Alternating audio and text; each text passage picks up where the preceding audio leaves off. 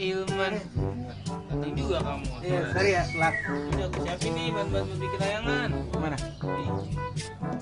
Ini kamu potongnya jadi 4 bagian nih. Yang dua 42 cm, yang dua lagi menjadi 48 cm. Oke.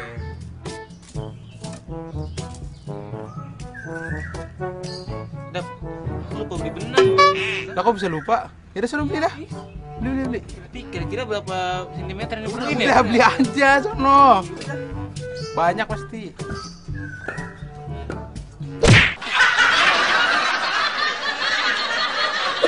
Halo sahabat edukasi, bagaimana?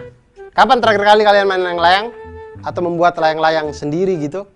Ternyata kita kalau membuat layang-layang itu seperti lagunya dulu kan, apa? Ku ambil bulu sebatang, ku timbang dengan benar dan segala macam. Nah itu ternyata ada konsep-konsep matematika yang diterapkan di situ karena titik pertemuan di garis yang di tengah, kemudian benang yang kita ambil dari sisi luarnya, bambu yang kita jadikan layang-layang itu, semuanya itu ternyata membentuk segitiga yang mana siku-siku dan benang-benangnya itu membentuk sisi miring dari segitiga yang di situ mencerminkan tentang rumus Pitagoras. Nah, apa itu teorema Pitagoras? Teorema Pitagoras itu adalah teori yang menunjukkan hubungan antara sisi dalam segitiga siku-siku. Ingat, segitiga siku-siku. Jadi bunyi teorema Pitagoras itu adalah pada segitiga siku-siku berlaku kuadrat sisi terpanjang adalah sama dengan jumlah kuadrat sisi penyikunya. Atau kuadrat sisi miring itu sama dengan jumlah dari kuadrat sisi siku-sikunya. Nah, seperti terlihat pada gambar, sisi miringnya itu C, lalu sisi siku-sikunya itu ada A dan B. Maka sesuai dengan rumus Pitagoras, didapatkan bahwa C kuadrat sama dengan A kuadrat ditambah dengan B kuadrat. Atau C sama dengan akar dari A kuadrat ditambah dengan B kuadrat. Hal yang sama bisa kita lakukan dengan yang lain, jadinya dengan hubungan itu kita bisa lihat bahwa A kuadrat sama dengan C kuadrat dikurangi dengan B kuadrat. Atau A sama dengan akar dari C kuadrat dikurangi dengan B kuadrat. Hubungan ini juga kita bisa gunakan untuk mencari sisi B, di mana B kuadrat sama dengan C kuadrat dikurangi dengan A kuadrat, atau B sama dengan akar dari C kuadrat dikurang dengan A kuadrat. Nah, dengan menggunakan teorema Pitagoras, kita dapat menentukan panjang sebuah sisi pada segitiga siku-siku jika panjang dua sisi yang lainnya diketahui, atau kita bisa menentukan panjang sisi yang lain ketika dua panjang sisi yang lainnya diketahui. Nah, sekarang kita lihat ke masalah dari teman-teman kita tadi. Mereka ingin membuat layang-layang. Layang-layang itu ada dua rusuk paling tidak yang kita buat untuk bambunya itu kan. Bambu panjang begini kita ikat di sini di tengahnya. Sekarang benang-benangnya ini yang mengelilinginya ini ditanya, kalau bambu yang panjangnya 48 cm menjadi dua bagian sama panjang, sedangkan bambu berukuran 42 cm terbagi menjadi 10 cm dan 32 cm. Pertanyaannya adalah, berapa banyak benang yang dibutuhkan untuk membuat layang-layang tersebut? Maka seperti yang sudah-sudah, kita kumpulkan dulu yang kita ketahui. Kita ketahui bambu panjangnya 48 cm, dua bagiannya sama panjang, berarti ini bambu yang menjadi sayap nih. Makanya panjangnya sama. Kemudian ada lagi bambu berukuran 42 cm terbagi menjadi 10 cm dan 32 cm. Ini berarti bambu yang di tengah. Yang 10 cm yang biasanya di atas, 32 cm yang di bawah. Kita misalkan bambu dengan ukuran 48 cm yaitu panjangnya itu PR, dan bambu dengan ukuran 42 cm panjangnya SQ. Nah, untuk menghitung panjang benang minimum yang diperlukan untuk membuat layang-layang ini, itu sebenarnya kita sedang menghitung keliling dari layang-layang PQRS, di mana keempat sisi yang ada itu kita jumlahkan. Jadi keliling layang-layang PQRS itu sama dengan panjang PQ ditambah panjang QR ditambah panjang RS dan ditambah panjang SP. Nah, kita lihat, tinggal misalkan panjang PS. Kita dapatkan panjang PS dari mana? Dengan teorema Pitagoras, di mana PS itu adalah hipotenusanya atau sisi miringnya. Kemudian sisi siku-sikunya itu adalah PT dan TS. Maka kita masukkan PS kuadrat sama dengan PT kuadrat ditambah dengan TS kuadrat. Sama dengan 24 kuadrat tambah 10 kuadrat. Sehingga diperolehlah PS sama dengan 26 cm. Kemudian PQ. PQ itu sisi miring dengan sisi siku-sikunya 24 atau PT dengan TQ. Kita lihat PQ kuadrat sama dengan PT kuadrat ditambah dengan TQ kuadrat sama dengan 24 kuadrat ditambah dengan 32 kuadrat. Sehingga diperoleh PQ sama dengan 40 cm. Maka keliling layang-layang PQRS itu sama dengan 2 kali 26 cm ditambah dengan 40 cm. Sama dengan 132 cm.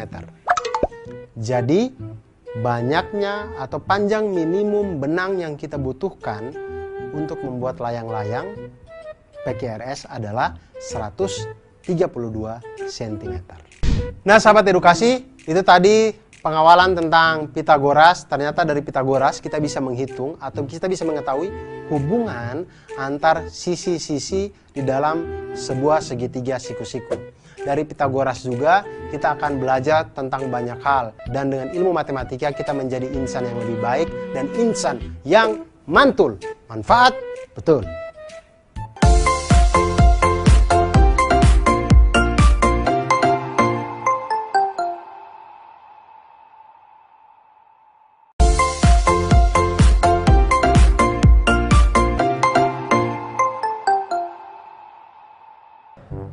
Bagaimana cara menghiasnya ya?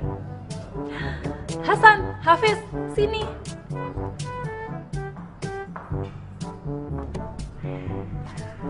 Kenapa Tante? Iya Tante, mau ngasih THR.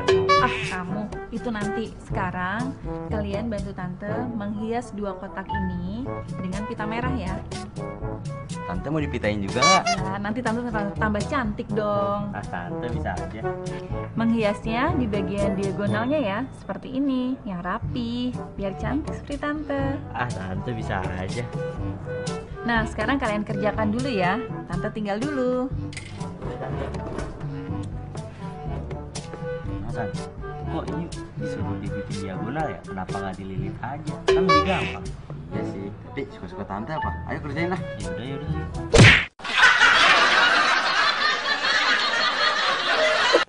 Ya sahabat edukasi, itu tadi ada tante kita ya yang minta bantuan untuk membuat atau menghias kotak-kotak ini dengan pita. Nah, masalahnya adalah menghias kotak dengan cara menempelkan pita sepanjang diagonal sisi. Artinya semua diagonal sisinya itu harus ditempel pita. Sedangkan satu sisi itu kan mempunyai 2 diagonal. Dua-duanya ini harus ditempeli pita semuanya.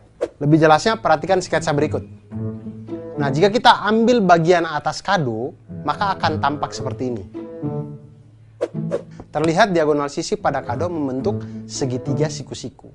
Nah, sedangkan kita tahu bahwa tadi pada segitiga siku-siku itu berlaku hukum Pitagoras atau berlaku rumus Pitagoras, yaitu kuadrat sisi terpanjang adalah sama dengan jumlah kuadrat sisi penyikunya.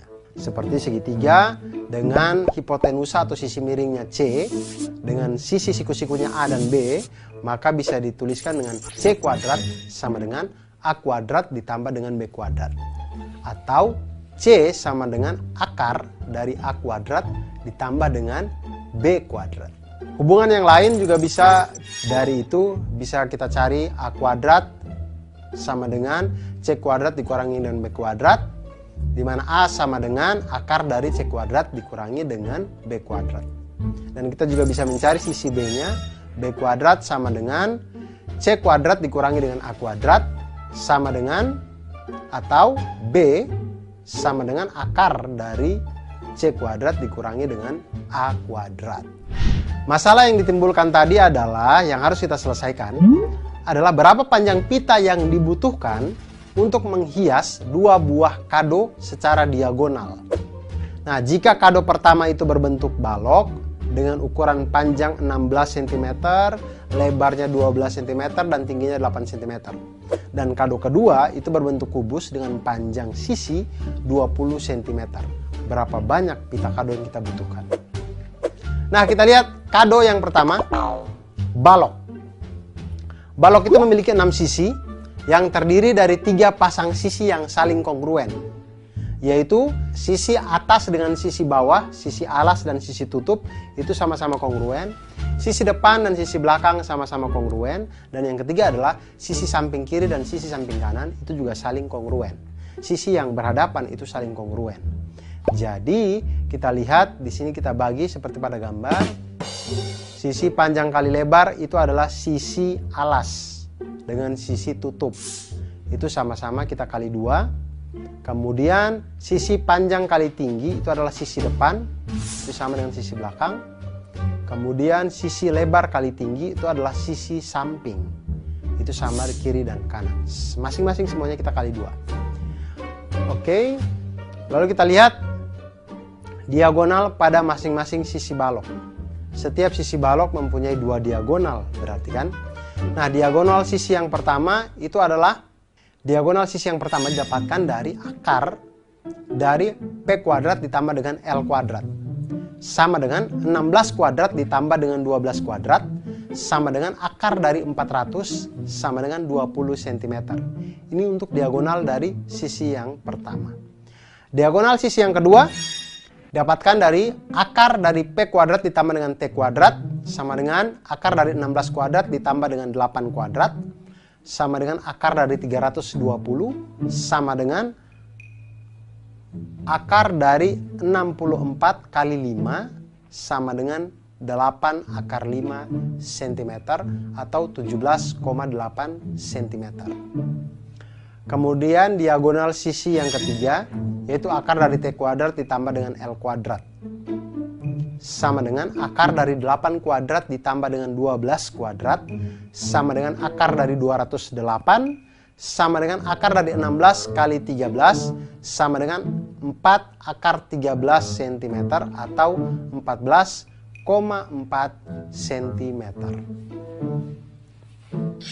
Nah, kita lihat sahabat edukasi, banyaknya pita yang dibutuhkan untuk masing-masing sisi itu 2. Karena satu sisi ada satu diagonal sini, satu diagonal gini. Diagonal saling menyilang sehingga selalu ada 2 diagonal di setiap sisi.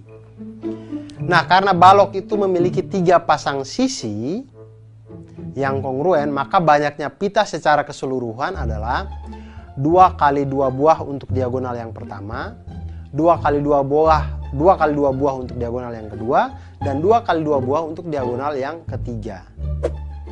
Jadinya totalnya semuanya 4 kali 3 sama dengan totalnya 4 kali 3 sama dengan 12 diagonal. Nah, kita lihat diagonal sisi yang pertama ada 20 cm, diagonal sisi yang kedua 17,8 cm, dan diagonal sisi yang ketiga ada 57,6 cm. Maka banyaknya pita yang dibutuhkan adalah 2 kali 2 buah untuk diagonal yang pertama, maka 4 kali 20 cm sama dengan 80 cm. Kemudian untuk diagonal yang kedua itu ada 2 kali 2 buah juga, jadi 4 kali 17,8 cm sama dengan 71,2 cm. Kemudian untuk diagonal yang ketiga kita lihat ada 2 kali 2 buah juga, jadi 4 kali 14,4 cm sama dengan 57,6 cm. Jadi total panjang pita yang dibutuhkan adalah 80 cm ditambah dengan 71,2 cm ditambah dengan 57,6 cm sama dengan 208,8 cm. Itu untuk kado yang pertama. Untuk kado kedua berbentuk kubus. Kubus ini adalah bangun ruang sisi datar yang dimana ke-6 sisi-sisinya semuanya kongruen. Depan, belakang, atas, bawah, kiri, kanan, semuanya itu kongruen. Jadi semua sisinya itu kita kali dengan 6 karena 6-6-nya kongruen. Dan sisi kubus ini diketahui panjangnya itu adalah 20 cm. Sekarang kita hitung panjang diagonalnya. Ketika diketahui sisi kubusnya 20 cm, maka panjang diagonalnya itu adalah akar dari S kuadrat ditambah S kuadrat sama dengan akar dari 20 kuadrat ditambah dengan 20 kuadrat sama dengan akar dari 400 dikali 2 sama dengan 20 akar 2 cm atau 28,2 cm. Maka banyaknya pita yang dibutuhkan untuk masing-masing sisi adalah 2 karena saling silang tadi. Jadi karena kubus memiliki 6 sisi yang kongruen, maka banyaknya pita keseluruhan adalah 2 dikali dengan 6 sisi tadi dikali dengan panjang diagonal yaitu 28,2 cm sama dengan 338,4 cm. Nah, itu dia tadi tentang pita pada hadiah balok dan juga kubus tadi. Nah, sekarang saya punya trik untuk sahabat edukasi sekalian. Trik menentukan diagonal sisi pada kubus. Ingat, kubus itu adalah bangun ruang di mana 12 rusuknya itu semuanya kongruen sama panjang. Sisi-sisinya juga kongruen, semuanya sama. Jadi ketika kalau ditanya diagonal sisi kubus, kita bisa cari dengan diagonal sisi kubus sama dengan akar 2 dari panjang sisinya. Atau akar 2 kali panjang sisinya. Hal ini diperoleh dari rumus Pitagoras. Yaitu diagonalnya itu adalah akar dari S kuadrat ditambah S kuadrat. Sama dengan akar dari 2 S kuadrat. Yaitu akar sama dengan S dikali dengan akar 2. Sehingga diagonal sisi kubus itu kita dapatkan sama dengan akar 2 dikali dengan panjang sisinya. Nah, bagaimana sahabat edukasi? Apakah setelah ini ingin menghias pita, ingin menghias kubus, ingin menghias balok? Oleh karena itu, jangan pernah berhenti untuk belajar matematika, karena matematika membuat kita menjadi mantul, manfaat betul.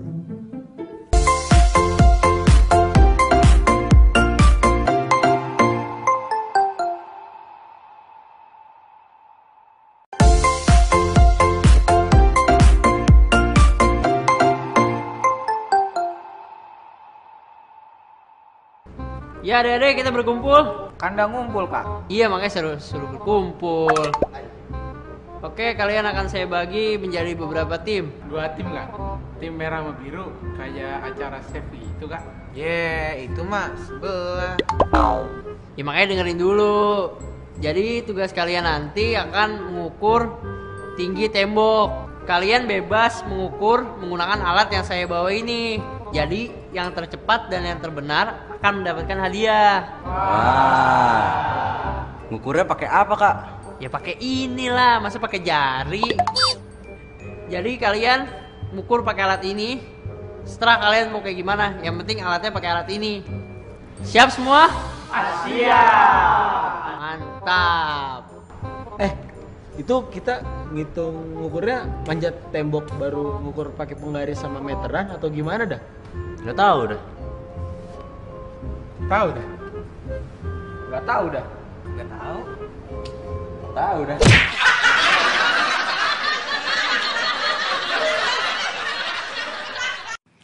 Halo sahabat edukasi, sekarang bagaimana ya kalau kita ingin menghitung tembok atau tiang atau sesuatu yang tinggi yang itu di luar jangkauan kita. Misal juga kalau kita menghitung tingginya Monas. Nah, tapi kalau kita menggunakan konsep Pitagoras, kita bisa menghitung itu dengan aman, safety, dan akurat. Kenapa bisa dengan Pitagoras?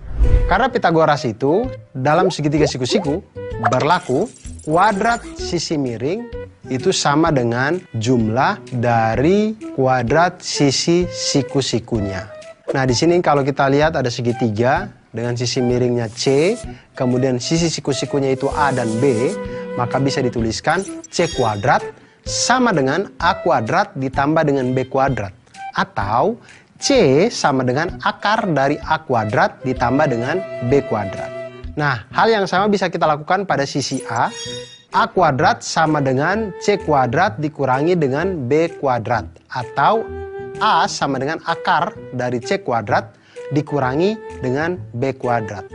Hal yang sama juga bisa kita lakukan pada sisi B, di mana B kuadrat sama dengan C kuadrat dikurangi dengan A kuadrat. Atau B sama dengan akar dari C kuadrat dikurangi dengan A kuadrat. Nah, sekarang kita lihat, tadi sekelompok anak diberikan tugas oleh kakak pembinanya untuk mengukur tinggi yang sulit dijangkau, yaitu tinggi tembok. Nah, bagaimana caranya mereka menghitung tinggi tembok ini ketika temboknya mereka tidak bisa jangkau? Bagaimana cara untuk menghitungnya? Nah, salah satu cara sederhananya adalah dengan menyenderkan tangga dengan ujung atasnya itu pada tembok, sehingga tampak seperti sketsa berikut ini.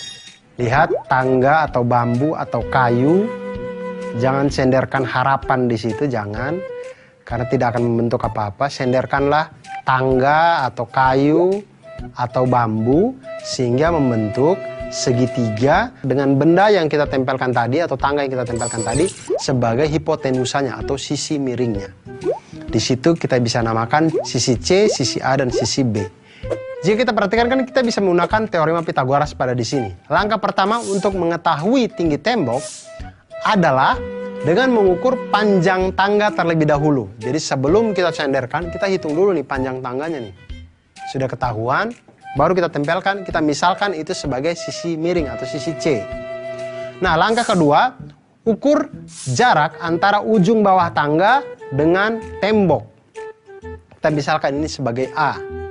Jika sudah mendapatkan itu, maka kita bisa mencari sisi B atau tinggi tembok itu dengan rumus Pitagoras, yaitu B sama dengan akar dari C kuadrat dikurangi dengan A kuadrat. Nah, dengan menggunakan teorema Pitagoras, kita dapat mengetahui ketinggian-ketinggian yang sulit untuk kita jangkau. Contoh sekarang ya, misalkan panjang tangga adalah 5 meter. Kemudian jarak dari tangga ke tembok adalah 3 meter. Berapakah tinggi tembok? Maka tinggi tembok itu bisa kita cari dengan tinggi tembok sama dengan akar dari 5 kuadrat dikurangi dengan 3 kuadrat. Sama dengan akar dari 16 sama dengan 4 meter. Atau tinggi tembok itu setinggi 4 meter. Nah, sahabat edukasi, selain Pitagoras ini kita untuk menghitung tembok, menghitung ketinggian-ketinggian yang tidak bisa kita jangkau, kita juga bisa menggunakan matematika untuk menghitung kemampuan kita untuk memahami kehidupan dunia ini dan membuat kita menjadi orang yang mantul, manfaat, betul.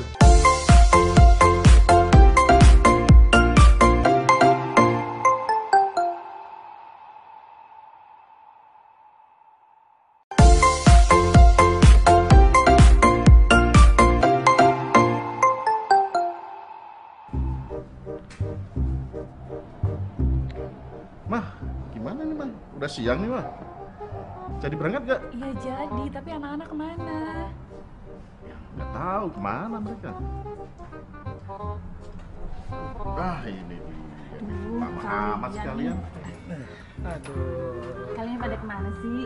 Ini Bu biasa, bangun Dava susah bener. Ya ampun Dava, kita kan itu mau pergi nih. Udah janjian jam 11, jadi apa enggak? Jadi Bu, jadi. Iya Bu, si Hasan temen aku dia katanya mau ikut juga ke panti Bu. Nah, Terus jadi kita bisa nggak Bu mampir ke rumah dia dulu jemput dia? jemput. Iya. Sekarang aja udah jam 10. Iya Bu kan. Oh iya kan juga dari rumah kita ke rumahnya si Hasan itu kan jaraknya 48 km. Terus dari rumah Hasan ke panti 36 km. Terus Bapak kan biasanya kalau bawa mobil kan 60 km per jam. Aduh, lama bikin ngantuk. Enak bisa tidur. Nah, terus sekarang gimana? Kita jemput Hasan dulu atau langsung panti nih? Wah, enaknya sih kalau aku Bu mendingan tidur Bu.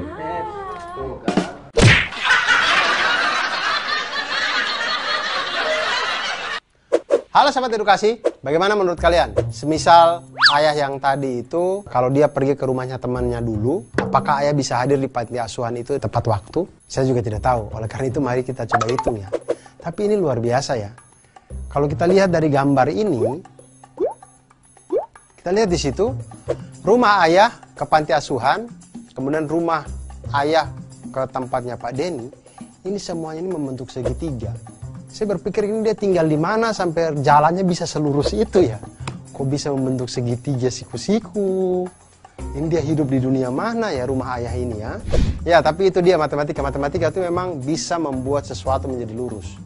Oleh karena itu, kita bisa melihat jarak dari ayah ke rumah temannya atau dari ayah ke rumah panti asuhan ataupun dari rumah temannya ke panti asuhan, semuanya bisa kita hitung dengan menggunakan rumus Pitagoras. Seperti yang kita ketahui bahwa rumus Pitagoras itu berlaku pada segitiga siku-siku. Jadi pada segitiga siku-siku berlaku kuadrat sisi terpanjang adalah sama dengan jumlah kuadrat sisi penyikunya. Ada segitiga di mana sisi miringnya itu C dan sisi siku-sikunya itu adalah A dan B, maka C kuadrat itu sama dengan A kuadrat ditambah dengan B kuadrat. Atau C sama dengan akar dari A kuadrat ditambah dengan B kuadrat. Hal yang sama bisa kita lakukan untuk mencari sisi B, di mana B kuadrat sama dengan C kuadrat dikurangi dengan A kuadrat, atau B sama dengan akar dari C kuadrat dikurangi dengan A kuadrat. Hal yang sama juga bisa kita lakukan pada sisi A, di mana sisi A itu A kuadrat sama dengan C kuadrat dikurangi dengan B kuadrat, atau A sama dengan akar dari C kuadrat dikurangi dengan B kuadrat. Nah, sekarang kita akan membantu bapak tadi ya. Dia ingin ke panti asuhan, tapi dia bingung kalau dia mampir dulu ke rumah temannya, apakah dia tepat waktu? Nah, kita lihat. Ayah dan keluarga akan memiliki janji untuk tiba di panti itu pada pukul 11 siang. 11 malam panti asuhan sudah tutup, jadi pasti 11 siang ini. Kemudian pukul 10, teman ayahnya itu meminta untuk ke rumahnya terlebih dahulu. Nah, jarak rumah ayah ke rumah temannya adalah 48 km. Wah, temannya ini tinggal di luar kota kayaknya nih. Sedangkan jarak rumah teman ayahnya ke panti asuhan adalah 36 km. Nah, jika ayah mengendarai mobil dengan kecepatan rata-rata 60 km per jam, apakah jika ayah pergi ke rumah temannya terlebih dahulu, ayah akan terlambat sampai ke panti atau tidak? Nah, di sini akan kita hitung. Kita lihat sketsanya. Setelah kita perhatikan sketsa, ternyata permasalahan tersebut dapat diselesaikan dengan teorema Pitagoras, yaitu menentukan jarak dari rumah ayah langsung ke panti asuhan. Di situ kita lihat 48 kilo, 36 kilo itu adalah sisi dari penyiku. Kemudian kita lihat jarak panti asuhan itu bisa kita dapatkan dengan akar dari 48 kuadrat ditambah dengan 36 kuadrat sama dengan akar dari 2304 ditambah dengan 1296 sama dengan akar dari 3600 sama dengan 60 km. Nah, waktu yang ditempuh ke panti asuhan jika langsung dari rumah ayah, maka waktu sama dengan jarak dibagi dengan kecepatan. Jaraknya adalah 60 km, kecepatannya adalah 60 km per jam. 60 km dibagi dengan 60 km per jam sama dengan 1 jam. Jadi kalau ayah berangkat dari rumah pukul 10 dengan waktu yang ditempuh 60 menit, maka ayah akan tiba pukul 11 siang di panti asuhan. Ayah akan tiba tepat waktu. Nah, jarak dari rumah ayah jika harus ke rumah temannya terlebih dahulu. Kita lihat ya.